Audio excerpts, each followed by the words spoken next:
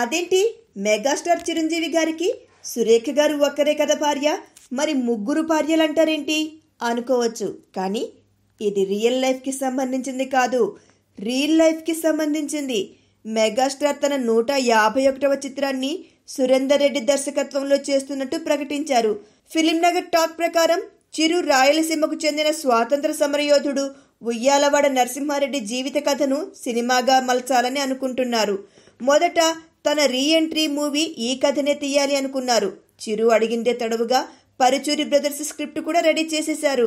అయితే తనకు బాగా నచ్చిన మాస్ ఫార్ములాలోనే ముందుకు వెళ్లాలని మెగాస్టార్ డిసైడ్ అయ్యారు. అనుకున్నట్టుగానే ఖైదీ నెంబర్ 150 భారీ వసూళ్లతో చిరు స్టామినా ఏంటో ఇంకొకసారి ప్రూవ్ చేసింది. ఇప్పుడు ఇదంతా గతం. ఇక వర్తమానానికి వస్తే ధ్రువ మూవీకి హై టెక్నికల్ వాల్యూస్తో భారీగా తెరకెక్కించాడు సురేందర్ రెడ్డి.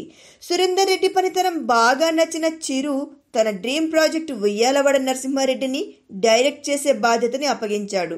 దీనిపై రీసెర్చ్ మొదలుపెట్టిన సురేందర్ రెడ్డి ఉయ్యాలవాడ పుట్టుపూర్వోత్తరాలు బయటకు తీస్తున్నాడు. చరిత్ర ప్రకారం ఆయనకు 3 భార్యలు ఉండడంతో చిరు సరసన 3 హీరోయిన్లను పెట్టాలని భావిస్తున్నారట సురేందర్ రెడ్డి. ఇంతకీ మెగాస్టార్తో చిందేసే ఆ 3 భామలు ఎవరో వేచి చూద్దాం. Please subscribe. Hi, it's me Purna. Please subscribe.